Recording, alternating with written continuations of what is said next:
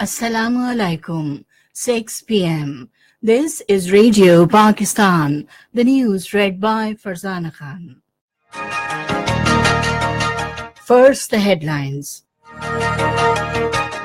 Pakistan and Jordan have agreed to enhance volume of bilateral trade to further strengthen economies of the two countries. Foreign Office says Pakistan will continue to take measures to deter external aggression in accordance with its defense needs and region-specific threat spectrum. Air Chief Marshal has been awarded King Abdul Aziz Medal of Excellence in Riyadh in recognition of PAF support to Royal Saudi Air Force in various domains. Life remained paralyzed in occupied Kashmir today due to complete shutdown on 5th martyrdom anniversary of Kashmiri leader Muhammad Afzal Guru. China has urged the United States to withdraw a bill that undermines One China principle. The 23rd Winter Olympics began amid a colorful ceremony and fireworks in Pyeongchang, South Korea today. And now the news in detail. Pakistan and Jordan have agreed to enhance cooperation in the fields of trade, education and culture. The understanding came at a meeting between President Mamnoon Hussain and King Abdullah II of Jordan in Islamabad today.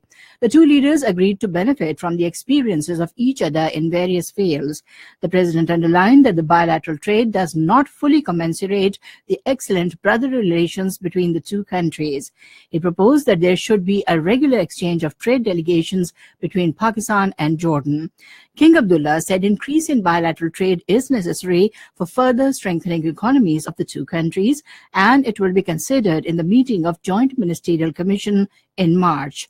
President Mamnoon Hussain emphasized that Pakistan greatly values Jordan's bold stance on the declaration of Jerusalem as the capital of Israel by the United States.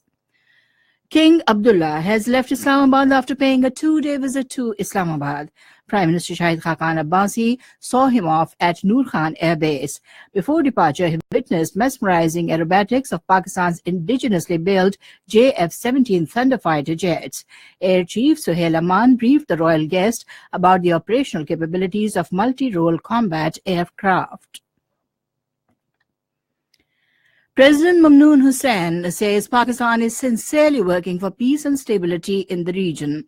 He was talking to Chairman EU Military Committee, General Mikhail Kasterokos, in Islamabad today.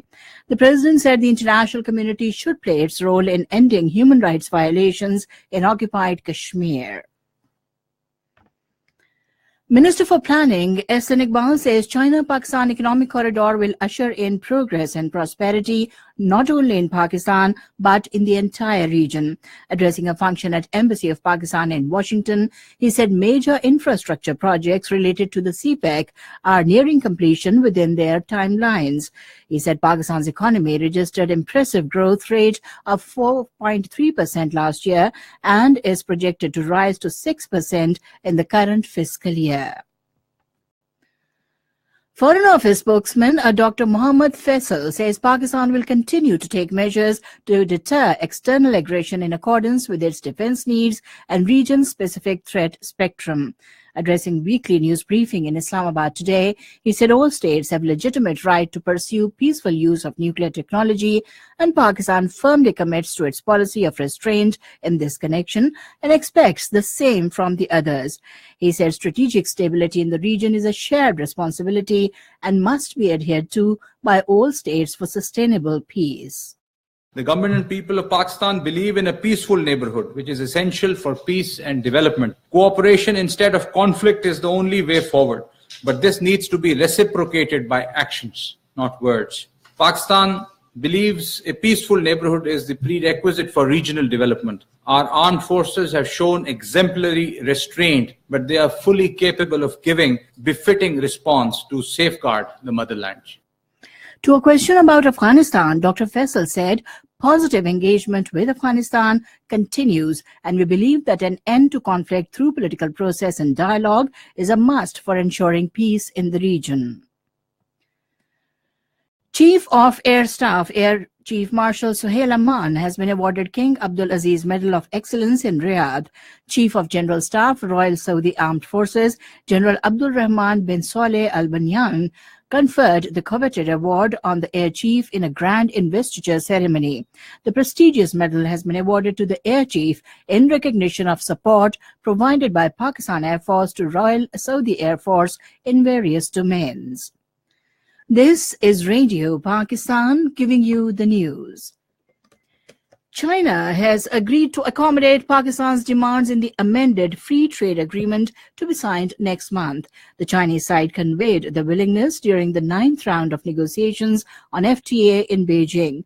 During talks, Pakistani delegation led by Secretary Commerce Mohammad Yunus Thaga presented the demands of Pakistani exporters and industrialists for being accommodated in the final draft of free trade agreement. The demands included providing tariff concessions equivalent to the ASEAN countries. In occupied Kashmir, life remained paralyzed today due to the complete shutdown on the 5th martyrdom anniversary of Kashmiri leader Muhammad Afzal Guru. According to Kashmir Media Service, call for the shutdown was given by the Joint Resistance Leadership comprising Saeed Ali Gilani, Mirwais Umar Farooq and Muhammad Yasin Malik. All shops, business establishments and educational institutions remained closed while traffic was off the road. India had executed Muhammad Afzal Guru in Tihar jail on this day in 2013 and another prominent Kashmiri leader, Muhammad Maqbool Bhatt, in the same jail on 11th of February in 1984. The bodies of the two martyrs remained buried in the premises of the jail. Meanwhile, despite severe restrictions, hundreds of people, including Hurriyat leaders, visited the ancestral house of Muhammad Afzal Guru at Doab Bagh in Sopore and participated in a condolence reference. Russia has accused the United States of ignoring its offer to broker direct talks between Afghan government and Taliban. The Russian Foreign Ministry, in a statement today, said it remains ready to join forces with the United States to help coordinate such talks. China has urged the U.S. to withdraw a bill that undermines the principle of one China. Speaking at a daily news briefing in Beijing, Chinese Foreign Ministry spokesman Geng Shuang said if it is passed and put into effect, it will cause serious disturbances to China-U.S. relations and the situation in the Taiwan Strait. The spokesman added that one China principle is the political basis of Sino-U.S. relations. In Bangladesh, a main opposition party named the exiled son of Khaleda Zia as its acting head today, a day after a court jailed its leader for corruption.